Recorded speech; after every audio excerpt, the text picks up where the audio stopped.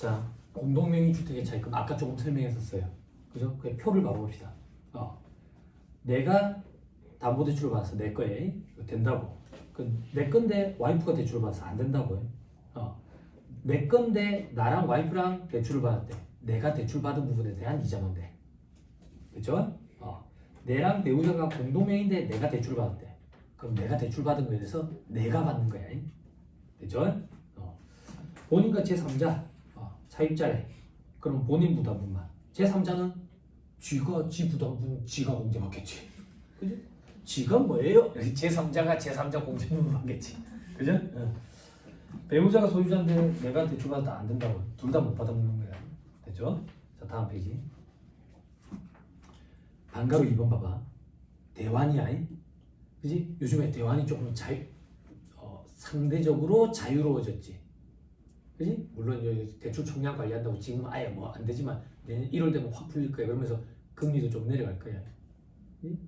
금리도 내년 초 되면 기준금리가 안 내려가도 시중금리가 내려갈 거라고. 지금 대출 총량 관리한다고 지금 묶여 있으니까 금리가 안 내려가고 있는데 내년 초 되면 바로 좀 풀릴 거야.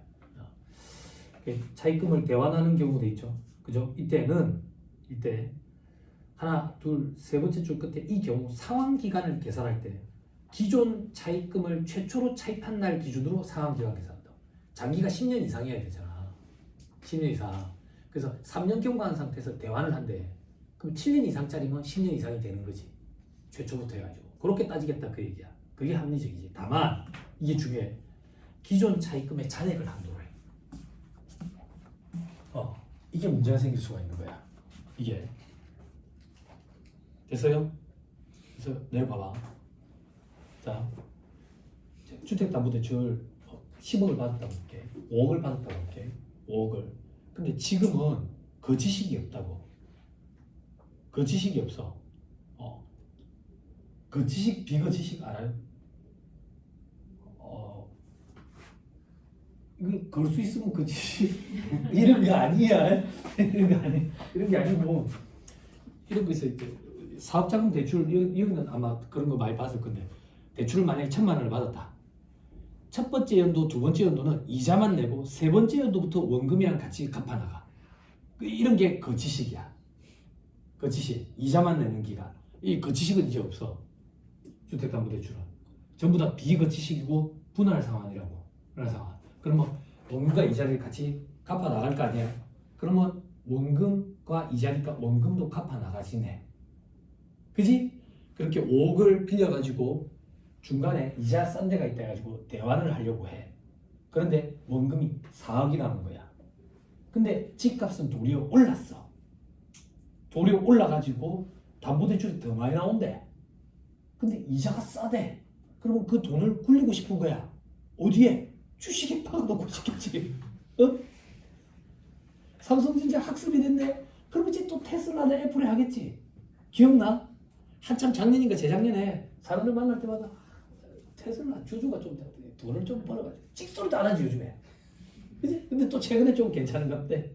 괜찮은 것 같대. 그러면 대출을 다시 5억을 받았다고 볼게. 5억을. 남아있는 대출 4억에 대한 부분만 공제가 돼. 됐어요? 근데 문제가 뭔데? 그걸 어떻게 발라낼 거냐 이거야. 이게 안 돼. 우리가 안 돼. 월 수준 100만 원짜리야. 없지. 발라줘야 돼. 그치. 10만 원.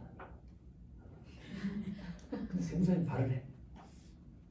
나는데 자주 써. 이게 현실적으로 안 돼.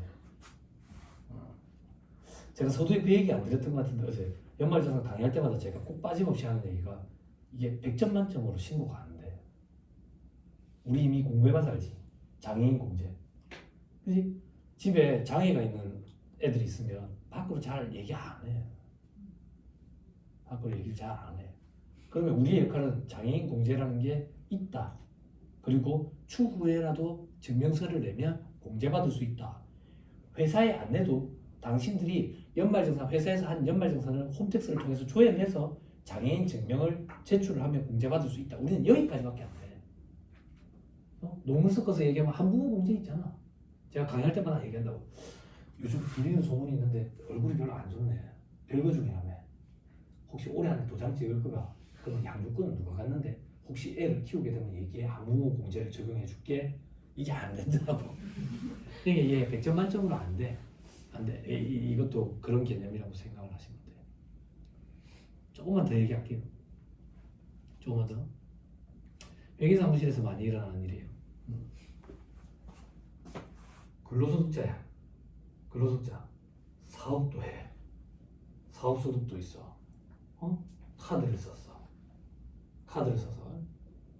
근로소득자로 카드 쓴 거는 신용카드 소득공제를 받을 거고, 사업소득자로 카드 쓴 거는 필요경비에 가산한다고. 중복되면 안 돼. 중복되면 1년에 카드 한 2억 쓴대. 자, 발라낼 자신이 있어요? 껌 한 통도 카드 쓴 사람이에요. 그치? 연말정산 간소화 서비스에는 다 떠. 다 떠. 만약에 이러면 할 수 있겠지. 4월까지만 직장생활 했고 5월부터는 사업자다. 그러면 우리가 뭐 그 정도는 할 수 있겠지. 그치? 근데 계속하고 있으면 곤란하다고. 근데 법조문은 중복 적용하면 안 된다고 돼 있어. 그런 게 좀 그래. 그럼 앞으로는 어떻게 해야 되나요? 중복되면 안 됩니다. 그죠? 이것도 기존 차입금 한도 내에서 이자만 됩니다. 됐죠? 그럼 우리 보고 그 이자를 계산하는 소리야. 어떻게? 쉽지 않아. 쉽지 않아. 이건 어쩔 수 없어. 지금 조금 미흡한 상황에서 그냥 전산이 더 업그레이드 되기를 기다려야지. 근데 이런 거에 대한 문제점을 다 알고 있기 때문에 또 보완책이 금방 나올 수도 있어. 간단한 예를 들면 여기 일반 직장생활 하시는 분들은 몰라. 회계사무실에 일하시는 분들 예전에 짜증났던 거 기억해봐. 업체들 배달의 민족 사람 미쳤다고 그때. 우리가 관련 업체 매출을 파악해야 되는데 배달의 민족이 무슨 형제들이야 이거? 뭐 하지 않아? 왜 친척분 계세요? 이게 더럽게 짜증난다고. 사전에 카드 결제, 사전에 현금 결제, 만나서 카드 결제, 만나서 현금 결제, 만나서 뭘 그런 마음을 해? 이게 구분이 안 되는 거야. 구분이 안 돼. 그래서 업체에 요청을 했는데도 모르겠다 하면 그렇지. 그럼 우리도 신고를 어떻게 해야 되는데? 중복되는 게 있는 거야. 그럼 사업주가 불이익을 보는 거지. 그런 건의사항이 되게 많았다고. 근데 정부에서 팍 찍어 누르잖아. 너 그 자료 제공해라. 그래서 바로 서비스를 제공해가지고 이제는 다 쪼개져 있어. 만나서 카드 결제, 만나서 현금 결제, 이거 다 쪼개져서 나와. 쪼개져서. 그래 되지 않을까. 그래 되지 않을까. 그런 생각이 좀 들어요. 그 전까지는 완벽하게는 안 돼요. 그렇죠? 그러면 여러분들이 그나마 조금 면피할 수 있는 방법은 그걸 좀 안 들려줘야죠. 대환 대출을 했을 때 기존의 차입금 잔액보다 더 대출을 많이 받게 되면 그 대출 이자 중에 기존 차입금 잔액에 해당하는 이자 그만큼만 공제 대상이 된다.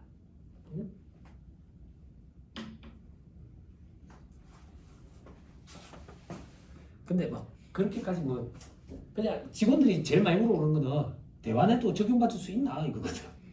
대환에도 된다 이렇게 얘기하면 돼요. 된다. 대신에 장기여야 된다. 장기. 근데 대부분 30년을 하니까. 그지? 기존 그 상환 기간이랑 합쳐서 장기면 된다.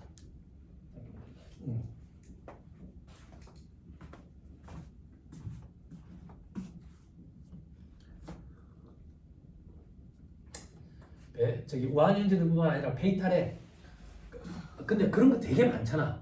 그죠? 좀 귀찮은 게 쿠팡 사업주들이 들어가는 그 이제 매주 보는 데가 있는데 그 사업주들이 되게 힘들어요. 저기 조회하는 게 힘들어가지고.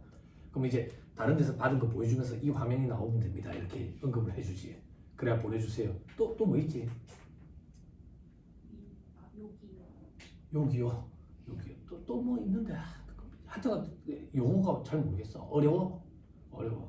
근데 이게 조회가 다 돼. 조회가. 국세청에서는요 합쳐져 있어. 그래서 중복된다. 국세청에서 자료로 그대로 놓으면 중복되는 게 있어. 그래 쪼개야 돼. 쪼개야 돼. 아무튼 제가 드리고 싶은 얘기는 전산이 발전이 되고 이루어지고 그리고 정부에서 그 방침을 피니까 업체들이 그런 걸 이제 시스템화 시키는 거지. 그렇게 되지 않을까? 그렇게 되지 않을까?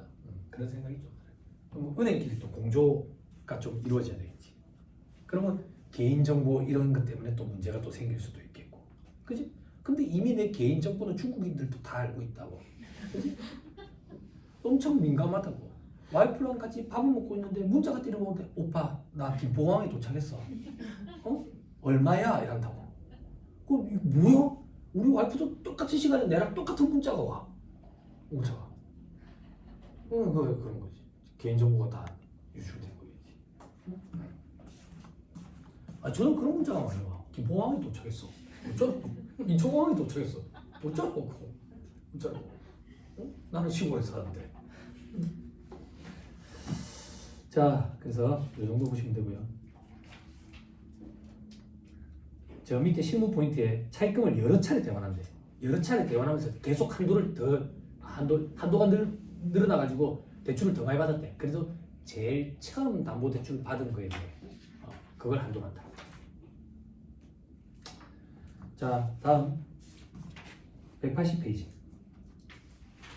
반가로 4번에 장기주택 저당차입금을 종비상환했대요. 야, 이게 가능해? 로또가 됐나? 로또가 됐나? 그럼 어떻게 할 거냐 이거야. 뭘 어떻게 해? 10년 이상이어야 되잖아. 대출 상품이. 근데 3년 분할 상환을 하고 있다가 다 갚아버린 거야. 10년이 안 됐다 이거야. 그럼 어떻게 할 거냐 이거야. 소급해가지고 이걸 추징하진 않겠다고. 추징하진 않겠다고. 그게 제일 밑에 있는 말이에요. 추징하지 않는다. 자, 그 다음 양도자의 기존 차입금을 그대로 인수한대. 집을 승가하면서 차입금도 그대로 인수한 거야. 그럴 때는 어떻게 할 거냐 이거야. 그럴 때는 인수하는 시점에 기준시가가 6억 원이 안 되면 돼. 기준시가 6억 원 이하여야 되잖아. 취득 당시에. 내가 인수할 때 나는 취득하는 입장이니까 그때 6억 원이 안 되면 돼. 됐죠? 오케이. 자, 그거 말고는 보지 맙시다.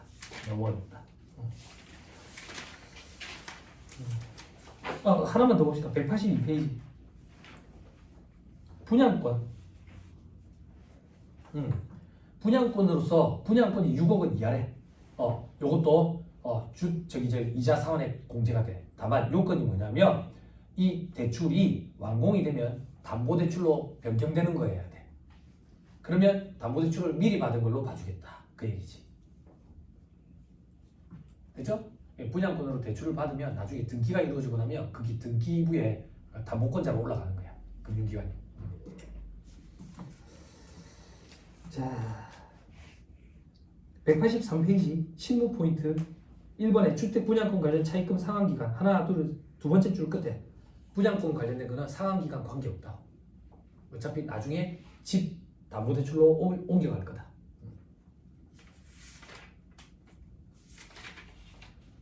자, 그 다음 괄호 6번에 이자 상환에 첫째 줄 끝에 연체이자를 포함하지 아니하는 정상이자만 된다. 연체이자는 안 된다. 그렇죠? 사대근로복지기금으로 이자 일부를 보조를 받았대. 요거는 안 된다. 그렇죠? 대신에 사대근로복지기금에서 우리가 돈 받은 거는 비과세야. 근로소득 과세 안 돼. 증여세도 과세 안 돼. 그거는.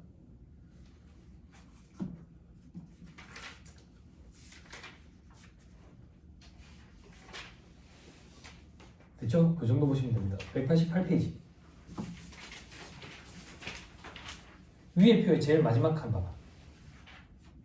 요렇게 나뉜다 그 얘기야. 한도가 800, 600, 1800 막 이래 돼 있다. 됐죠? 자, 밑에 사례. 국세청 간서 자료에 장기주택 저당차입금 이자 상환액이라 이래 뜬다. 다음 페이지 봐.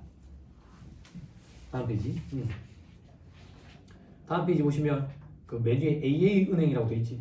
그지? 다 영어지. 우리나라 전부 외국은행이지. KB, SC, 그지? 해당 없음 이래가지고 상품명에 주택 구입자금. 최초 차입일이 2019년 4월 11일. 최초 상환 예정일이 34년 그럼 15년짜리야. 돈이 많은 사람이네. 나는 35년씩 해야 되는데. 그지? 자, 옆에 상환기간 15년이고 그 밑에 칸 고정금리 차입금 이렇게 돼 있지. 그지? 그럼 여기라고 돼 있지. 이 사람 변동금리로 빌린 거야. 변동금리. 그죠? 6개월 리보금리로 따져가지고. 그죠? 자, 오른쪽에 주택 취득일 있지. 그지? 그지? 요걸 가지고 차입금이랑 날짜를 비교하는 거지. 3개월 낸지. 그지? 그리고 비거치식 상환 차입금 얼마라고 돼 있어? 응? 0원이라고 돼 있지. 그지? 오른쪽에 저당권 설정 1. 그지? 그리고 당해 연도 원금 상환액 돼 있지. 그지? 즉 당해 연도에는 분할 상환한 게 없다는 얘기지. 그지? 자, 저 밑에 공동주택 가격 확인서 돼 있지. 그죠? 이거 기주시가 그 저기 조회하는 사이트에 들어가면 이렇게 쭉 나온다고. 쭉 나온다고. 여기 보니까 2019년부터라고 돼 있지. 이 아파트가 2019년에 보존 등기가 이루어졌나 봐. 보존 등기. 그 전에 지은 아파트면 그 전부터도 나와.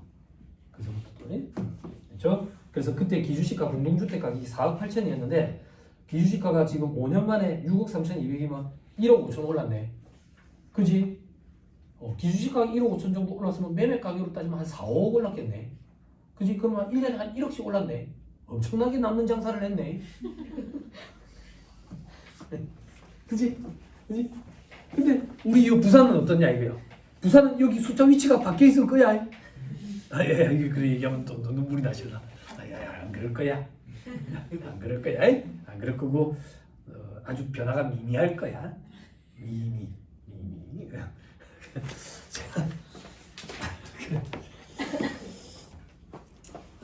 제가 회계 강의할 때 하는 얘기인데 회계 책에 여자가 3명이 나와요. 미미가 있고 경미가 있고 유이가 있어요.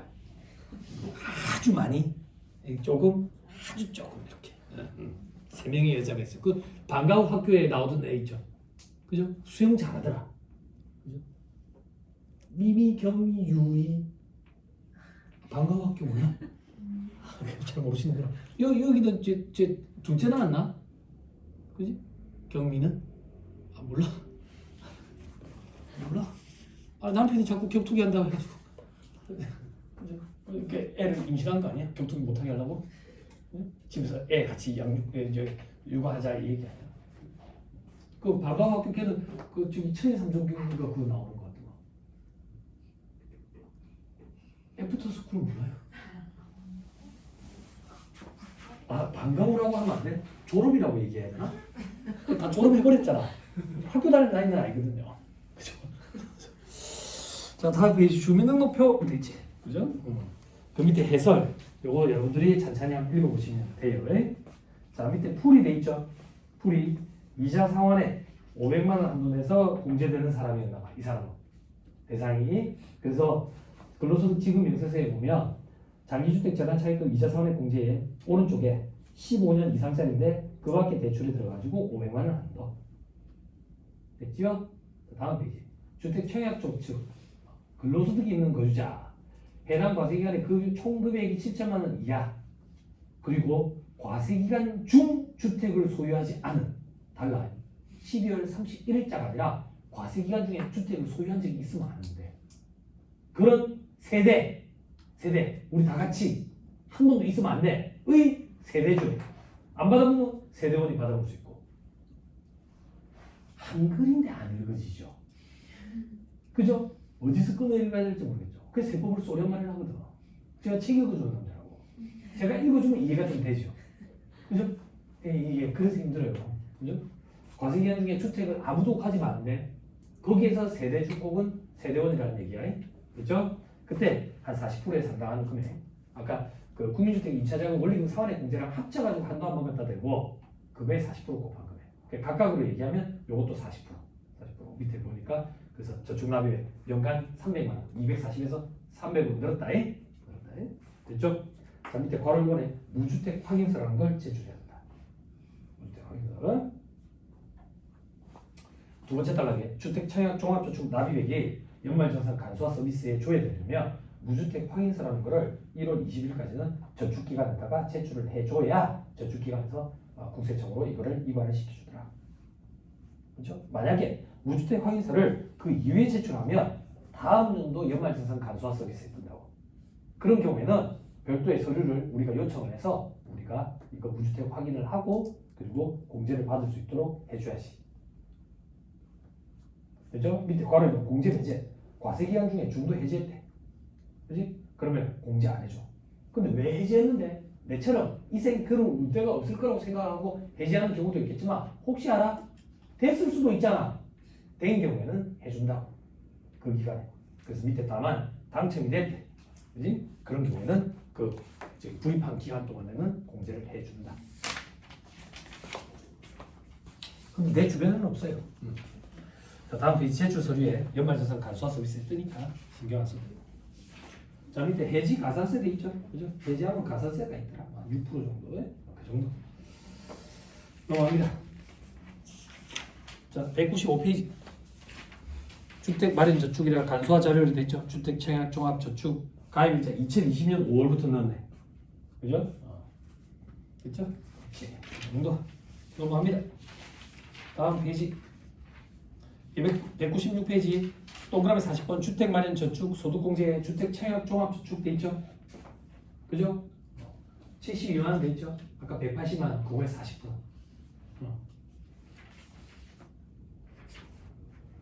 됐죠? 됐습니다. 잘 버티습니다. 어려운 거. 자, 넘어갑니다. 자, 연금보험료 공제는 아까 했었어요. 전액 따라 됩니다. 넘어갑니다.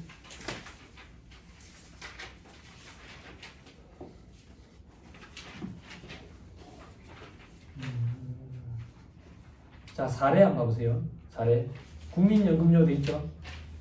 그죠? 198페이지부터 보세요. 198페이지 실무 포인트 2번.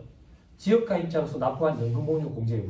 사업장 내에서 항상 근로에 종사할 목적으로 고용되지 아니한 비상금 근로자가 국민연금법에 따라 지역가입자로서 납부한 경우 해당 연도에 납부한 국민연금 보험료 전액을 종합소득금액에서 공제한다. 즉, 연금보험료 공제는 근로소득만 있는 자가 해주는 게 아니기 때문에 근로제공 기간 동안에만 납부한 걸 공제한다. 그런 게 아니라고. 전체 다 해줘. 전체 다. 다음 페이지 사례. 두 번째 줄에 김지아 씨는 7월 16일에 입사했어요. 그지? 근데 연말정산 간소화 서비스 보면 1월부터 다 뜬다고. 7월에 4대 보험 가입을 했네. 첫 달부터 냈네, 이 사람부터. 그지? 근데 그럼 6월까지는 지역 가입자였네. 전액 다 공제해준다고. 소득 공제. 됐죠? 됐죠? 넘어갑니다. 자, 그 다음 조금만 더 200페이지 저 위에 표 바로 밑에 1번 있죠?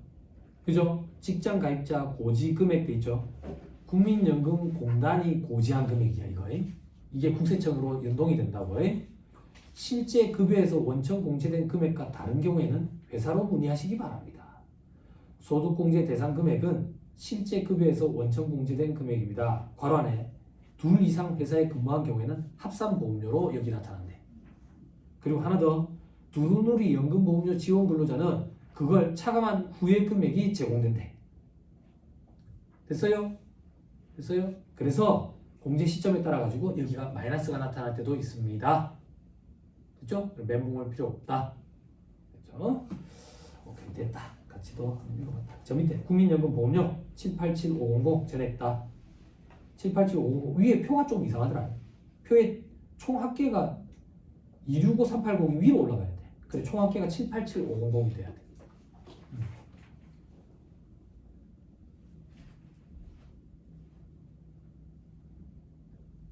됐죠? 넘어갑니다. 자, 이번에 개인연금저축 소득공제 신경 쓰지 마세요. 요건 뭐냐면 우리 연금저축 있죠? 연금저축이 과거에는 소득공제 규정이 있었어요. 지금 그게 연금계좌 세액공제라는 명목으로 세액공제로 내려왔거든. 근데 법은 소급 적용을 못하기 때문에 과거에 연금저축에 가입했던 사람들은 지금까지 소득공제를 받아오는 거야. 근데 한 10년 돼버렸어. 그래서 과연 뭐 있을까라는 생각이 드는데 아무튼 이건 소득공제야. 소득공제. 40% 곱해가지고 72만 원 한도 내서 하는 겁니다. 넘어가세요. 다음 페이지 보니까 소득공제, 연금계좌 세액공제 비교해놨죠. 그죠? 그죠? 뭐 둘 다 공부한 게 있어야지 비교를 하죠. 그죠? 공부는 어떻게 할 건데 소득공제는 안 할 거예요. 세액공제만 볼 거예요. 좀 이따가. 넘어갑니다. 다음 페이지 국세청 간소화 자료에 개인연금저축 이래가지고 소득공제 자료 다음 페이지. 근로소득 지급명세서 이쪽에 그 밖에 소득공제에 있지.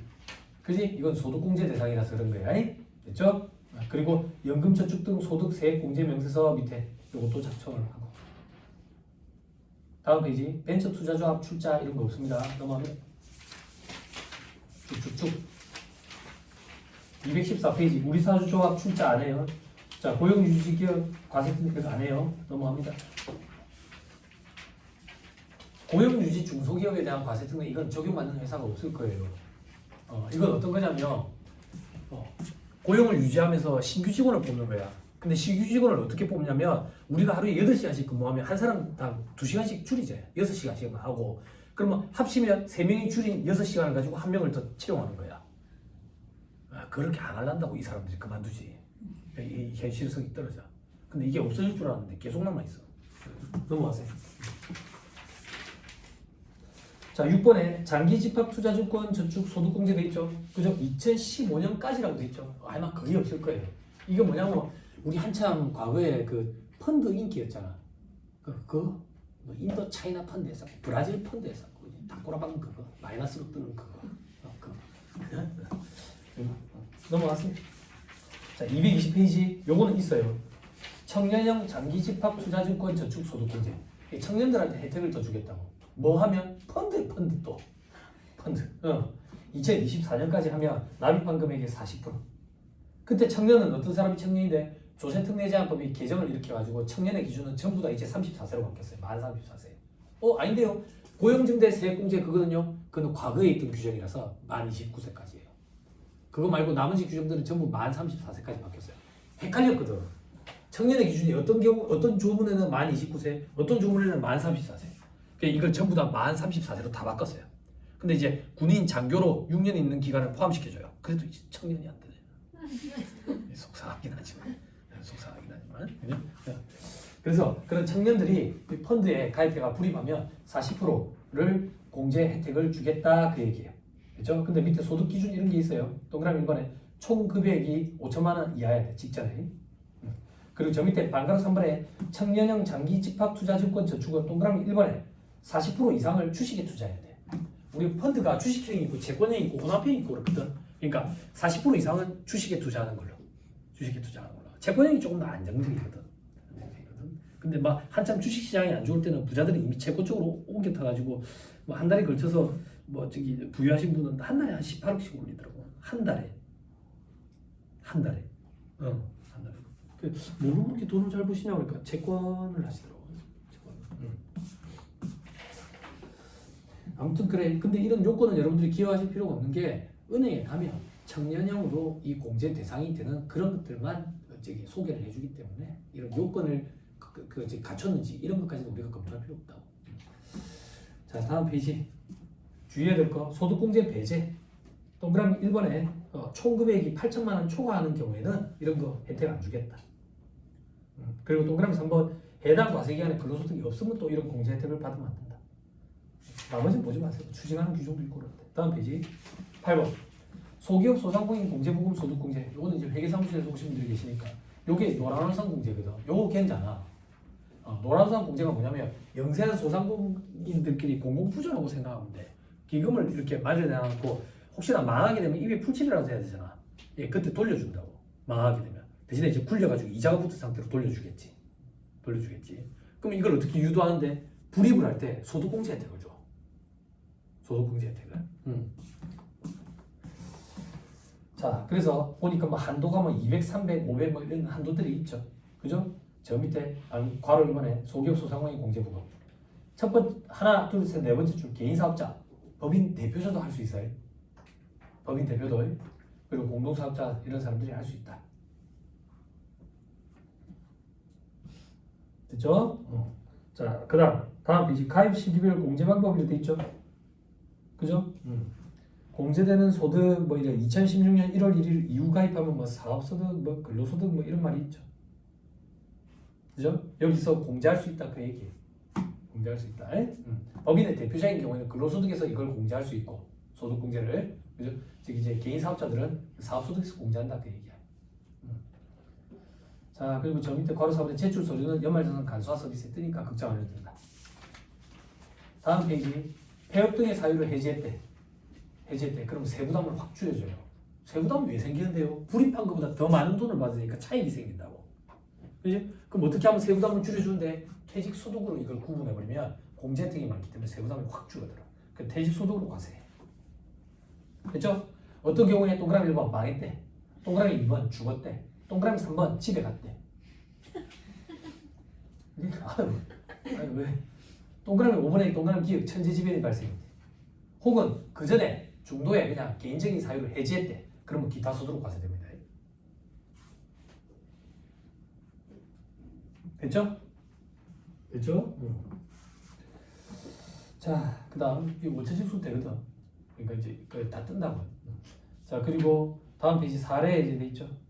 사례 소기업 소상공인 공제 부금 이래가지고 뭐 넣어놨다. 혹시나 이 동생들 회계사무실에 계시는 동생들 225페이지에 소기업 소상공인 공제 부금 여기 찾았어요?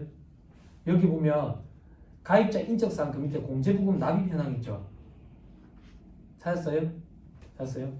거기 보면 가입자가 있고 개정규칙 적용 여부 이렇게 돼 있죠. 그죠? 이게 혹시 뭔지 알아요? 이게 2013년 기준으로 개정이 일어났거든. 그죠? 개정이 일어나기 전에는 여기 사유에 해당해서 돌려받게 되면 이자소득으로 과세했어. 이자소득으로. 근데 개정 이후에는 퇴직소득으로 과세를 해. 그래서 개정 이후 규정을 적용하는 거죠. 2013년 3월 1일 이전에 가입한 경우에는 이자소득으로 과세해. 그럼 여기 동생들 멘붕 오거든. 이자소득으로 과세하면 도리어 퇴직소득보다 불이익이 있는 거 아니에요? 혜택을 줘서. 어떻게 혜택을 줬는데요? 받은 금액을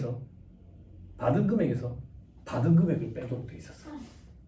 그러면 남는 게 없지. 그지? 그러면 공제 혜택 받은 걸 과세가 안 되니까 이중으로 혜택을 줘. 과거에는. 그 정도 얘기입니다. 이건 제가 고시생들한테 강의하는 거예요. 소개만 좀 드리고 Y가 뭔가 싶어서. 궁금할까? 넘어가면 226페이지. 자, 신용카드 소득공제 보자. 신용카드 소득공제. 제일 관심이 많은 직장인들이 신용카드 소득공제. 근데 아이러니하게도 공제 혜택이 제일 작아. 이게 조금 아이러니하지. 관심은 제일 많은데. 자, 근로소득이 있는 거주자 체크. 직장인들만 해준다. 하나, 둘, 세 번째 줄. 기본공제 대상자가 쓴 신용카드 사용 금액도 내가 공제받을 수 있다. 그때 괄호 안에 나이 제한 없고 형제 자매는 안 돼. 나이 제한 없다. 이게 무슨 말인데? 내 자식이 만약에 21살이야. 기본공제 대상자 아니잖아. 나이 요건 못 갖췄으니까. 근데 얘가 카드를 막 쓰고 다니는데 지가 무슨 돈이 있어? 내가 준 돈. 이지? 그럼 내가 공제를 받는다 그 얘기야. 됐어요? 그래서 나이 요건 따지지 않고 소득금액 요건만 따져. 됐죠? 그렇지만 형제 자매가 쓰는 건 안 돼. 됐죠? 오케이. 다음 페이지 실무 포인트 돼 있죠? 그죠? 추가 소비 소득공제 5% 초과 증가한 거. 그죠? 그 자료가 뜰 거예요. 105% 곱한 거 마이너스 치고 그거에는 20% 100만 원 한도 내서 추가로 공제를 해준다. 그죠? 메모할 필요 없어요. 과거에도 이런 규정들은 많았어요. 소비 진작 차원에서. 그러면 과거에는 그런 게 있었어요. 하반기 대비해서 상반기 때 넣은 거. 그러면 이제 구세청의 연말정산 간소화 자료에 하반기 자료랑 상반기 자료를 구분해서 또 주고 그랬어요. 너무 걱정할 필요 없어요. 걱정은 고시생들이 걱정을 해야죠. 고시생들은 이걸 손으로 다 계산해야 돼요. 이 로직 굉장히 복잡해요.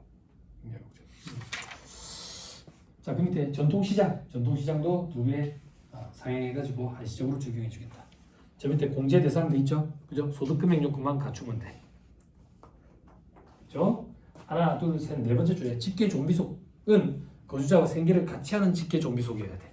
그때 나이 요건은 안 따지고 소득금액 요건만 따진다. 대신에 맨 밑에서 두 번째 줄 형제자매는 그 다음 줄 포함 안 돼. 공제 대상 신용카드 등도 있죠. 신용카드 등은 뭐야? 신용카드 그리고 저기 현금 영수증, 신용카드, 직불카드, 김영식 선불카드 뭐 이런 것들 다 그죠? 그리고 뭐 김영식 전자화폐 뭐 이런 거 이런 게 뭔데? 내가 잘 모르는 거. 전자화폐에서 나는 전자화폐라길래 처음에 게임머니인 줄 알았어. 그런 거 말고 전자. 세상이 많이 바뀌었지. 자, 괄호 3번 공제 금액 있죠. 두 번째 줄 최저 사용 금액이라는 게 있어. 총 금액이 25%. 즉 계산을 할 때 총 금액이 25% 차감한 걸 가지고 공제를 적용해. 즉 총 금액의 4분의 1 이상을 카드를 안 쓰면 공제 혜택을 못 받아. 요즘에도 그런 사람들이 좀 있더라. 이걸 뭐 좋다 나쁘다 제가 가치 판단 기능 여지가 있으니까 제가 그걸 얘기하는 게 아니고 비하 발언도 아니고 카드를 안 쓰는 사람이 있어. 그래서 좀 궁금해서 카드를 왜 안 쓰냐고 그 좋은 걸. 그 정도. 그랬더니 난그 저기 카드 쓰면 앞으로 갚아야 될 게 부담스러워서 싫대. 그러면서 세무사님 왜 카드를 좋아한대요? 그러더라고. 그럴 때 안 갚아도 될 것 같은 느낌이 들었어요. 그래서 조금 좋다고. 좀 좋다고. 근데 이제 와이프랑 결혼하고 나니까 생각이 달라지더라고. 왜냐면 와이프랑 같이 이렇게 카드를 긁게 되면 10개월씩 이렇게 할부를 해야 되니까. 그러니까 10개월 동안 내가 채무자가 된 느낌이 들어가지고. 아니 1층을 좋아해 백화점에. 나는 6층을 좋아해. 그러니까 좀 다르더라고. 와이프랑 1층에서 쇼핑할 때는 10개월씩 긁어야 돼. 6층에서 쇼핑할 때는 그럴 일이 없는데. 자, 안 그렇습니다. 요즘에 안 그렇습니다. 자, 밑에 신용카드 사용금액 15%밖에 안 돼 이제. 됐죠? 그나마 현금용 수준이 좀 높지. 그러면 주변에 가족 친지분들 혹은 그 직장 동료들이 뭐가 낫나? 직분카드가 낫나? 현금용 수준이 하는 게 낫나? 카드가 낫나? 그러면 맨날 차이는 안 나지만 현금용 수준이 좀 낫더라. 그지? 근데 니 한번 생각해봐라. 뭐를 현금용 수준으로 하면 할부를 못 하잖아. 그것도 한번 생각해봐라. 그지? 그지? 자, 이렇게 따지자. 그죠? 자, 우리 백화점 1층에 갔어요. 백화점 1층. 사람들이 줄을 서 있는데 우리 가요. 백화점 1층에 화장품 냄새가 진동하는 데 말고 사람들이 줄을 서 있는데 우리도 줄을 섰어요. 줄을 서가지고 들어갔더니 저게 보고 싶어요. 그러니까 장갑을 끼워가지고 그걸 보여줘요. 보여줘요. 근데 이제 부담스러워요. 뭐가? 공을 보니까 공이 몇 개지? 이게 도대체 부담스러운데 갑자기 그 사람이 웃는 얼굴로 그래요. 무이자 할부 행사를 하고 있습니다. 그러면 할부를 해요? 안 해요? 해요? 안 해요? 무이자 할부 행사하면 할부를 해요? 아니면 일시불로 결제해요? 왜 할부를 해요? 이자가 없으니까 그게 유리한 걸 알고 있죠. 그죠? 근데 그걸 설명을 못하겠죠. 그게 현재가치 개념이거든. 지금 1,000만 원 주는 것보다 2년에 걸쳐서 1,000만 원을 주면 훨씬 더 유리한 것 같거든. 왜? 돈의 가치, 현재 가치 개념 때문에. 그럼 즉 지금 1,000만 원과 2년 뒤에 1,000만 원은 값어치가 다르다는 얘기지. 네? 지금 1,000만 원과 2년 뒤에 1,200만 원이 값어치가 같대. 왜? 이자율이 10%라서. 2년이라서 1,200만 원. 그렇게 되는 거예요. 현재 가치 개념이라는 게. 됐어요? 그래서 홈쇼핑에서 하는 얘기들은 전부 다 거짓이지. 거의 과장 광고라고. 근데 제가 바빠서 고발을 못하지. 홈쇼핑에서 오늘만 특별히 무이자 할부 행사를 합니다. 한다고. 그럼 할부금 나오잖아. 그거 개월수 곱해봐. 오늘 일시불로 지급할 때보다 더 비싸. 그건 무이자가 아니야. 유이자지. 허위 광고라고. 아니 그 숫자도 더럽게 나눠놓잖아. 51,877원 막 이렇게 나눠놓잖아. 거기다가 곱하기 48 있잖아. 그지? 우리 쌀집 계산기 있잖아. 곱해봐 그냥 옆에서. 곱해보면 오늘 일시불로 결제했을 때 금액보다 많아. 그 차이가 이자거든. 그러면 무이자라고 얘기하면 안 돼. 유이자지. 근데 우리는 그러려니 하고 넘어가주는 거지. 왜? 홈쇼핑 하는 사람들이 현재가치 개념을 모르거든. 지식의 부재가 이렇게 무서운 거야. 좋게 얘기하는 거지. 무식해서 그렇다는 얘기지. 그래서 그런 게 현재가치 개념이에요. 여러분들이 할부를 하는 이유는 여러분들이 유리하다는 걸 이미 다 알고 있는 거예요. 그걸 설명을 못할 뿐이지. 그게 현재가치 개념. 그렇죠? 자, 또 봅니다. 자, 도서, 신문 이런 거, 그죠? 총급여 7천만 원 이하인 자만 적용한대. 30%, 그죠? 됐죠? 신문도 못 본다니까. 공연 이런 것도 있어요. 공연 밑에 보니까 뭐 박물관, 미술관, 영화관 이런지요. 그죠? 이 공통점이 뭐죠? 공통점이 요즘 사람들이 다 안 간다는 그죠? 영화관은 그래도 재밌는 데도 안 가죠. 박물관, 미술관은 재미없으니까 안 가고. 그죠? 여기 학생들 때 수학여행 갔다 왔어요? 수학여행 어디 갔어요? 아까 얘기했다. 수학여행 어디 갔다 왔는데? 박물관, 미술관 이런 데 갔어요? 갔어요. 수학여행 때 박물관 이런 데 갔잖아. 그지? 근데 요즘 수학이 일본이랑 제주도 가니까 박물관 갈 일이 없지. 굉장히 힘들지. 부가세법상 면세입니다. 뭐가 면세인데요? 재미없는 데는 다 면세예요. 박물관, 미술관, 저기 독립기념관, 민속자원을 소개하는 장소, 민속촌을 얘기하는 거겠지. 뭐가 재밌는 데인데요? 놀이기구가 있어야지. 그런 데는 전부 다 부가세가 붙는 과세입니다. 동물은 재밌어요? 재미없어요? 동물은 왜 가요? 남자친구랑 데이트하려고 하는 거죠. 혼자 가요? 동물은 똥냄새 나잖아요. 그죠? 재미없죠? 네, 면세예요. 면세. 부가세가 안 붙는 면세. 자, 그 밑에 전통시장 그리고 대중교통, 그죠? 자, 저 밑에 동그라미 7번 돼 있죠? 요건 이제 초과 사용분 105% 곱한다 돼 있죠? 5%를 초과해서 사용한 거에 대해서 20%로 한시적으로 추가로 해준다. 됐죠? 넘어갑니다. 다음 페이지 괄호 4번에 한도액 연간 250만원 혹은 300만원을 한도로 한다. 됐죠? 그 정도. 밑에 괄호 5에 공제 제외 사용액, 요것도 여러분들 연평으로 직원들이 자꾸 물어보거든. 큰 금액 결제할 일이 생기면 이 카드로 한번 신용카드 소득공제 받을 수 있는지 이런 물어보거든. 네? 소득공제보다 할부 혜택이 훨씬 더 클 수도 있어. 그 지금 금융기관들마다 무이자 할부 행사할 때 있잖아. 그런 거 이용하면 괜찮지. 그지? 요즘에는 여러분들 특정 브랜드 얘기해서 그런데 이거 핸드폰 산지 좀 됐어요? 1년 됐어요? 이거 어디서 샀어요? 핸드폰 온라인? 쿠팡? 11건가? 11건가? 12건가밖에 모르겠어요. 뉴욕에서 샀어요? 아, 그건 아니에요. 이거 애플 매장에서 잘 안 사고 사람들 쿠팡으로 많이 사요. 요즘에 핸드폰, 아이패드 이런 거 무이자 할부 행사 길어요. 쿠팡이랑 연계돼가지고 그런 거 얘기하는 거예요. 무이자. 자, 그리고 공제 제외 사용해. 공제 제외. 표의 제일 밑에 칸 자동차 구입 비용. 차 살 때 카드를 일부 또 긁는 경우가 있거든. 카드 회사에서 이렇게 행사할 때 혜택이 있어가지고. 그렇지만 자동차 구입 비용은 신용카드 소득공제 못 받아. 근데 몇 년 전에 조문이 한 개 들어왔어. 표 바로 위에 두 번째 줄. 중고 자동차를 카드로 구입하면 그 구입 금액의 10%는 신용카드 사용 금액으로 해서 소득공제를 해주겠대. 네? 됐죠?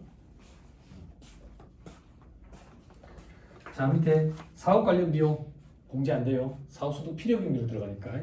그리고 비정상적으로 쓴 거, 비정상적 이런 것도 안 돼요. 비정상적으로 쓴 것 중에 제일 대표적인 게 뭐냐면 위장 가맹점. 위장 가맹점. 이런 데가 이런 거. A 업체에서 밥을 먹었는데 카드를 긁었는데 B 업체라고 나와 있는 거지. 그런 거. 그런 것들을 비정상적인 사용액이라고 표현해요. 이것도 공제 대상이 안 되고. 다음 페이지 리스료. 리스료. 이것도 안 되고. 그리고 보험료. 보험료는 보험료 소득공제 받잖아. 그래서 이 중복 혜택을 안 주기 위해서. 그리고 교육비는 교육비 세액 공제 받잖아. 그지? 그 중복 혜택을 안 주기 위해서. 그런데 예외도 있다. 교복 구입비는 해준다. 얘기해줬나 어제?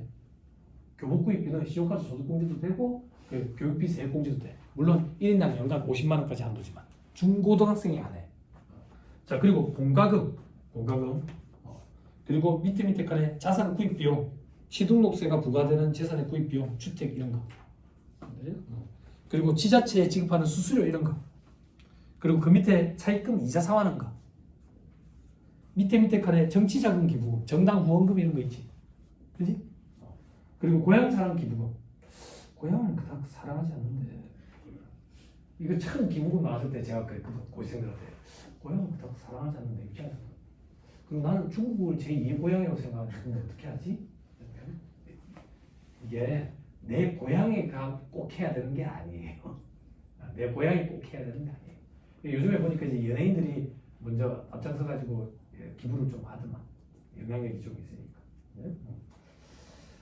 자, 밑에 특례 기부금, 일반 기부금 돼 있죠. 그죠? 들어보세요. 기부금은 강의 안 할 거니까 이거 어려워요. 거짓 기부금 영수증만 주의하면 되고. 경력 많으신 분이 계시니까. 자, 봐봐. 법인세법으로 얘기할게. 법인세법으로 소득세법이랑 똑같다고 생각하고요. 법인세법의 과거에 법정 기부금이라는 게 있었고, 특례 기부금이라는 게 있었고, 그리고 지정 기부금이라는 게 있었어. 이렇게 세 가지로 나뉘었었다고요. 근데 이 특례 기부금이 없어져 버렸어. 없어지면서 대부분 법정 기부금으로 갔어. 일부만 지정 기부금으로 가고. 그러면 다시 법정 기부금과 지정 기부금 이렇게 두 개로 나뉘지. 그지? 근데 법인세법에 법정 기부금은 한도 계산할 때 50%를 곱하거든. 지정 기부금은 10% 또는 20%를 곱한다고. 사회적 기업은 20%를 곱하거든. 그래서 이 용어가 50% 한도 기부금, 10% 한도 기부금 이렇게 용어가 바뀌었었다고. 그랬는데 이 용어가 다시 특례 기부금, 일반 기부금 이렇게 용어가 지금 바뀌었어. 이 용어가 바뀐 변태사를 알아야 예규가 읽어져. 그럼 경력이 많은 언니들은 뭐가 힘드냐면 이게 예전에 여기 있었어. 그래 좀 헷갈리거든. 그래 지금은 특례 기부금과 일반 기부금 이렇게 표현해요. 이게 법인세법에서는 50% 한도, 10% 20% 한도. 소득세법에서는 100% 한도, 10%에서 30% 한도. 이렇게 돼 있어요. 기부금 공제 대상 금액 계산하는 산식이 더럽게 복잡하고 어려워요. 어느 정도냐면 회계사, 세무사 2차 시험장에 들어가는 수험생들도 안 나오길 묻더라 놓고 빈다고. 그럼 여러분들 고시 볼 것도 아니고 프로그램에 산식이 로직이 세팅이 돼 있고 여러분들이 기억해야 될 건 기부금 영수증사 코드만 잘 보고 입력하면 돼. 고시생들은 특례 기부금에 뭐가 있는지 일반 기부금에 뭐가 있는지 암기 다 해. 근데 여러분들은 그런 거 필요 없이 옆에 코드가 있다고. 코드대로 놓고 거짓 기부금 영수증이 아닌지 그것만 좀 유의를 시키면 지가 알아서 계산을 다 해줘. 그리고 조금 주의해야 될 게 뭔데 기부금 한도 초과된 거 2월 공제해주지. 그지? 10년으로 바뀌었어. 10년으로. 이것도 조금만 보여줄게. 과거에 기부금 한도 초과액이 1년, 3년, 3년, 5년, 5년, 5년 이러다가 10년, 10년 2월 공제로 바뀌었다고. 그러면 법은 이 경과 규정 때문에 미치는 거야. 언제부터 개정인데 소급 적용하려면 미치겠잖아. 그래서 법에서 어떻게 정했냐면 2013년 1월 1일 이후 지출분부터는 다 10년 2월 공제야. 10년 2월 공제. 그럼 봐봐. 됐어요? 그럼 봐봐. 2013년에 기부를 했는데 한도 초과됐어. 10년 4, 5, 6, 7, 8, 9, 0, 1, 2, 3 올해는 4 땡 날아갔네. 날아갔네. 그러면 우리는 2014년 거부터 고려하면 되겠네. 자, 내가 한 손을 해서 그런가 양손을 할 걸 그랬나? 왜 10년이면 발가락 안 써도 되잖아. 마음을 심호흡을 좀 하고 쉬는 시간에 손가락을 한번 해보세요. 그러면 2014년 거부터 고려하면 되는구나 이런 느낌이 올 거예요. 그리고 큰 개정이 있었죠. 어떤 큰 개정? 과거에는 기부금 한도 초과돼서 2월 된 게 있더라도 단기에 지출한 기부금부터 먼저 경비 처리를 하고 여유가 있으면 2월 된 걸 경비 처리를 한다고. 이제는 2월 된 것부터 먼저 공제하고 단기 걸 해. 그럼 한도 초과되면 최근 게 한도 초과돼서 2월 되니까 더 오랫동안 공제를 받을 수 있겠지. 방향이 완전 반대로 바뀌어버렸어. 그래서 과거보다 관리할 때 수월해졌어. 과거에는 이거 기부금 2월에 이거 관리할 때 되게 힘들었다고. 그러면 한도 초과돼서 2월 된 게 여러 개가 있으면요. 선입선출법처럼 옛날 거부터. 그러면 결국 결손금 2월 공제랑 똑같은 방향으로 세팅이 돼 있어. 됐죠? 그래 기부를 많이 하는데 내가 얘기했지. 내 거래처 사장 기부 많이 한다고. 기부 많이 한다니까. 11조고 엄청나더라니까. 11조. 그렇죠? 자, 그 다음 월세 세액공제. 그죠? 요거는 세액공제 혜택을 받으니까 이중 혜택을 안 주기 위해서. 그죠? 면세부품 구입 비용. 그죠? 이런 건 당연히 안 해주지 않을까. 그죠? 그죠? 대신에 중복 적용되는 거 어제 또 한 개 얘기한 게 있죠. 의료비. 그래서 병원에 보면 의료비는 대부분 다 아마 카드로 하지 않겠나. 그렇죠? 근데 뭐 현금으로 하는 분도 뭐 있죠. 오늘 아침에 이제 커피 사가지고 오는데 여자 한 명이 또 들어오는데 현금으로 결제하더라고. 몰랐어. 제가 히어리지 커피 제가 다 관리하고 있거든요. 프랜차이즈 본사 거를 관리하고 있으면서 이제 가맹점 생기는 것들 이렇게 다 이렇게 하는데 보니까 현금 매출이 있더라고. 잘 봤지. 현금 매출 감추라 이렇게. 그렇지 않겠지. 자, 다음 페이지 괄호 6번의 제출 서류 맨 밑에 줄에 연말정산 간수화 서비스 조회 내용을 확인할 수 있다. 근데 이게 우리 입장에서는 힘들다.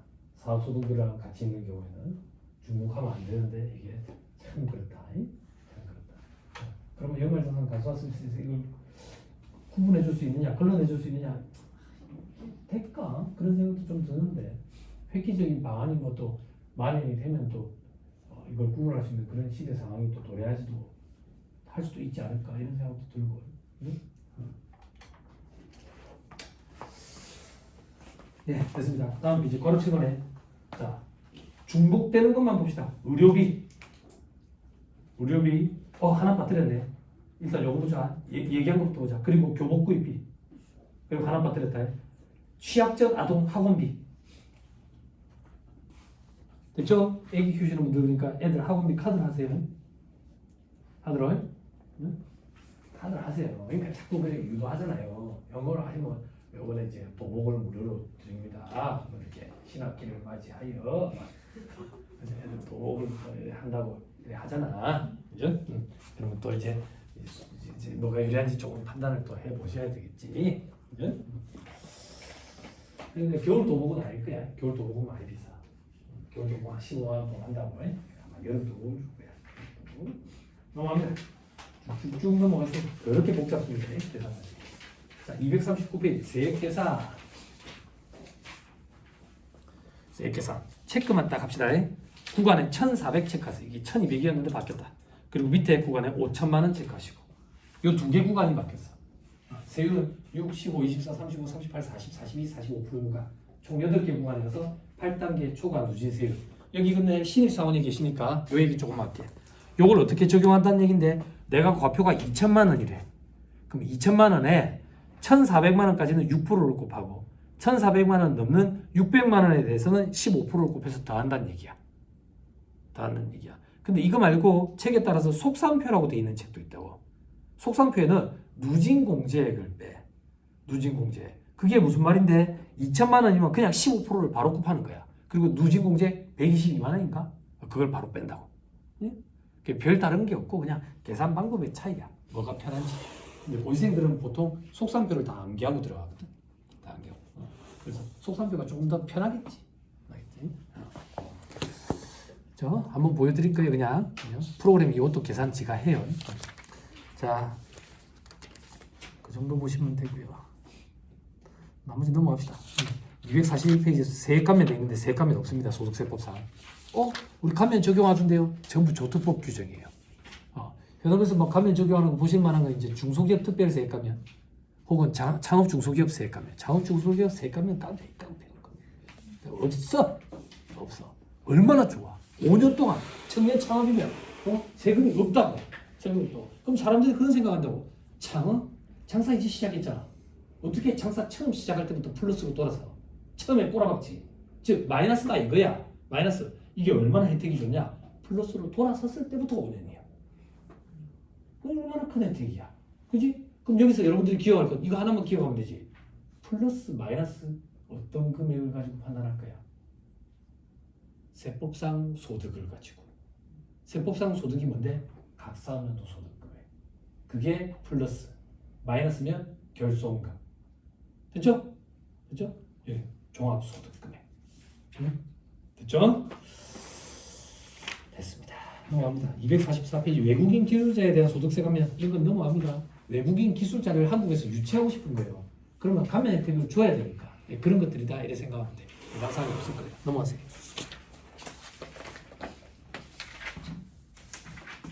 쭉쭉쭉 넘어가시면 250페이지 돼 있죠. 그죠? 중소기업 청년 근로자 핵심 인력 성과 보상 기금 수령액에 대한 소득세 감면 돼 있죠. 요거는 좀 얘기를 합시다. 요거는 자, 중소기업 인력 지원 특별법 무슨 법 이런 거 상관하지 말고요. 중소기업의 청년 근로자 그리고 핵심 인력이 있대. 핵심 인력이에요. 제가 처음에 이렇게 비꼬듯이 얘기했던 기억이 나요. 핵심 인력이 도대체 있냐고. 근데 이걸 되게 완화해 줬다고 기준을. 안 해줬다고. 그래서 적용 대상이 있어. 성과 보상 기금 공제 사업. 요거는 아시죠? 내일 채용 공제라고 들어보셨죠? 요게 그걸 얘기하는 거야. 청년들 목돈 마련해 주제. 그래가지고 사업주가 얼마 내고 청년이 얼마 내고 국가에서 돈을 맞춰가지고 목돈을 마련해 주제. 목돈을. 그러면 그 목돈이 마련되면 얼마나 기분이 좋아. 그러면 직원 입장에서는 그 목돈을 기대하면서 오랫동안 붙어 있겠지. 그러면 사업주 입장에서는 고용이 안정되니까 좋겠지. 그지? 그리고 정부 입장에서는 청년 고용이 창출되니까 좋겠지. 이렇게 이상적인 걸 생각한 거죠. 그죠? 그죠? 그죠? 그런데 이제 뭐 그걸 못 채우고 이제 나가니까 문제가 되는 건데 아무튼 그게 핵심이에요. 핵심. 근데 5년 이상 납입하고 수령한 경우에 대해서 뭘 소득세를 감면해 준다는 얘긴데 하나, 둘, 셋, 네 번째 줄에 기업이 부담한 기여금. 그러니까 회사가 내주는 거 있지. 돈은 직원이 받잖아. 이거 과세를 어떻게 할 거냐 이거야. 요거에 일정 부분에 대해서는 세액을 감면해 주겠다.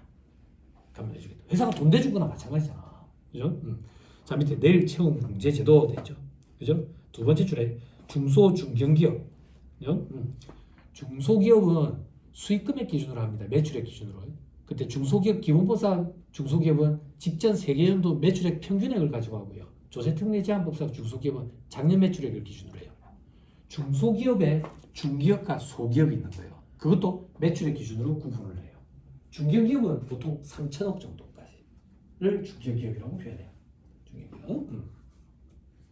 그렇죠? 이게 내년도에 올라가 있는 안에 보면 중견기업의 범위를 폭넓게 적용해주기 위해서 5천억까지로 바뀔 가능성이 있어요.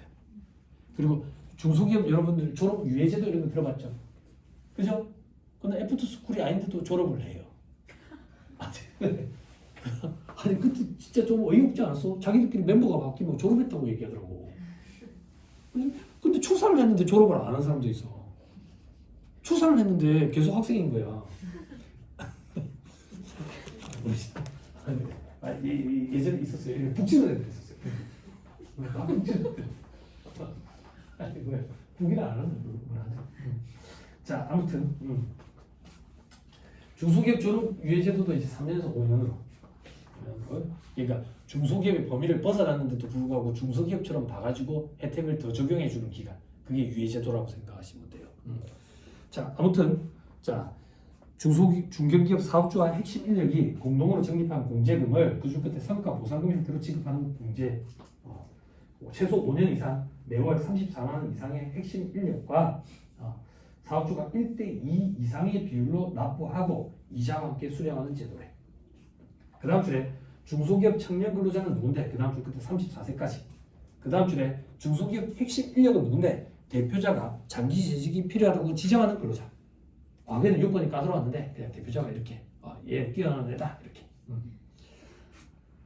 자, 그 다음 만기에 돈 받는 게 기업에서 내는 거 구성이 되는 게 그리고 지가 내는 거 그리고 이자 붙는 거 정부에서 돈 대주는 거 됐죠? 그때 기업이 내는 거 지가 낸 거 정부 지원금은 원천징수 없이 전액 수령하고 이자는 이자 소득이니까 15.4%로 원천징수하고 끝낸다고. 국세 14%, 지방세 1.4%, 15.4%. 그때 회사가 내준 거, 요거는 근로소득 아니냐 이거야. 그래서 과세를 한다고. 그렇지만 일정을 감면받을 수 있다. 밑에 두 번째 칸에 청년만 보자. 90%까지나 감면해주네. 혜택이 크다 그 얘기야. 문제는 오래 안 붙어 있으니까 문제다. 평균 기준이 그러면 지급받을 때 34살까지. 아니야. 가입할 때 청년 기준이라고. 네, 청년. 고용 관련된 세액공제도 청년의 기준은 최초 입사했을 때 청년이야. 청년. 지급받을 때 청년 기준 나이가 지나도 상관없어요. 상관없어요. 그렇게 따지는 거예요. 세법에서 말하는 청년은 그 시점, 적용을 하는 시점이에요. 이 청년이 노땅이 될 수도 있어요. 그죠? 그렇지만 그렇게 적용하지 않고 최초 가입 시점을 기준으로 해요. 최초 가입 시점. 그죠? 여러분들 고용 창출 이제 통합 민족 대통합하듯이 통합 고용 세공제 이거 많이들 궁금해하시잖아. 그때 청년이야. 청년. 그래서 공제를 받는다고. 공제를 받아. 그지? 공제를 받는데 그때 청년이 아니게 됐어 나이가. 그래도 최초 그 고용 시점을 기준으로 한다. 고용 시점으로. 그렇죠? 그 법인세법 시간에 해. 그 시간을 쪼개 와서 들어야 돼. 이걸 지금 못 해줘. 이걸 지금 해주면 내일 또 와야 돼. 아니 어떻게 할 말이 많은데. 자, 그래서 굉장히 큰 혜택이다. 근데 이 조건을 갖추기가 힘들다. 다음 페이지 괄호 3번. 5년 이상을 나입해야 돼. 장기구속 보상을 크게 해줘야 된다고. 요즘에 그 정도로 한 회사에서 장기로 근속하는 사람들이 거의 없다. 거의 없어. 물론 이제 평생 직장이라는 개념이 무너져 나오니까 젊은 세대들 자체가 어르신들이 그러잖아. 요즘에 취직이 어렵다는데 눈을 좀 낮춰서 들어가지. 눈을 낮추고 자시고 이런 개념이 이제 없다니까. 어디든 뛰어들어서 거기서 커리어를 쌓아서 더 나은 데로 옮겨간다고. 그러니까 처음 입사하는 데는 내 커리어를 쌓기 위해서 들어가는 거지 내가 눈을 낮춰서 들어간 데도 아니야. 그래서 생각해야 된다고. 이제 자꾸 옮겨야 된다고. 그러면 이 회사에서 커리어를 쌓아야 될 거 아니야. 그지? 그럼 뭔가 배울 점이 있어야 된다는 얘기지. 그지? 뭘 가지고 판단하면 되는데 교육을 많이 보내주는 회사를 가야 돼. 요즘 대학생들은 그걸 복지 혜택으로 본다고. 대학생들이 대기업을 선호하는 이유는 복지 혜택이래. 그럼 내가 물어본다고. 복지 혜택이 뭔데? 대답을 못해. 누구가 말하는 건 돈인 것 같은데? 돈인 것 같아. 교육을 많이 시켜주는 데를 가야 된다고. 그지? 이제 60세도 청년 등에 들어가잖아. 그러면 결론적으로 우리는 그 나이 될 때까지 사회생활을 해야 돼. 사회생활. 옛날에나 대기업에 있다가 떨리 나고 나면 밑에 1차 밴더에 가가지고 2, 3년 피를 빨리고 인맥. 또 밑에 밴더에 가지고 그런 시절은 이제 지나갔어. 한 군데서 커리어를 쌓아서 자꾸 나은 데로 옮겨가야 돼. 그럼 교육밖에 없다고. 교육을 많이 시켜주는 데 가야 돼. 그때 교육은 세법교육, 회계교육 이런 것만 교육이야. 제가 예전에 못 나갔던 회사에 정말 감사했던 건 교육이 많이 이루어져서 남자들 복장 교육이에요. 벨트를 어떻게 매야 되는지, 넥타이 어떻게 매야 되는지. 여자들은 메이크업 교육 받아. 그래서 메이크업 교육을 승무원들이랑 같이 받아서 아시아나국은 승무원이랑 사무직 직원이랑 얼굴이 다 똑같이 생겼어. 아니 메이크업 교육을 같이 받아서 그래. 정말이야. 4시간씩 받는다고. 똥머리 묶는 것도 다 해. 동그란 머리. 그런 게 되게 유익하더라고. 그리고 제가 막 소민 이런 얘기 하잖아. 사상의학, 체질과 관련된 교육을 또 4시간 받았어. 술교육도 받았는데. 술교육. 어떤 술이 숙취가 없느냐? 무취의 술. 그래서 우리나라의 소주가 굉장히 좋은 술이다. 근데 소주를 먹었을 때 왜 숙취가 있는데요? 많이 먹어서 그렇다. 그런 교육 되게 유익하더라고. 소주 되게 좋은 술이래. 근데 증류주를 얘기해. 희석시키 주죠 말고. 한라산 소주, 독도 소주 이런 거. 증류주. 교육 많이 시켜주는 데라고 하세요. 여러분들은 지금 조직에 오너가 마인드가 좋은 거예요. 그러니까 이 교육을 보내죠. 교육 안 보내주는 오너들이 있어요. 왜 안 보내주는지 알아요? 가면 노는 줄 알거든. 왜 노는지 알아요? 지가 교육받으라고 노거든. 정말. 자, 저 밑에 권하고는 신청 보세요. 신청. 자, 세액 감면을 신청하려는 경우에 중소기업 핵심 인력 성과 보상 기금 수령액에 대한 소득세 감면 신청서, 그죠? 서식입니다. 그냥 서식. 이걸 원천징수 의무자한테 제출해야 된다더라. 그죠? 다음 페이지. 그러면 원천징수 의무자는 힘들죠? 동생분들, 경력이 짧은 분들. 다시 바꿔서 읽을게요. 회사를 얘기하는 거예요. 원천징수 의무자. 회사는 신청을 받은 달이 속하는 달에 다음 달 10일까지 관할 세무서에 요 명세서를 제출을 해야 돼.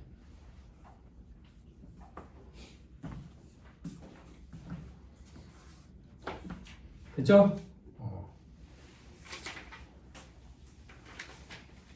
됐습니다. 그 정도 보시죠.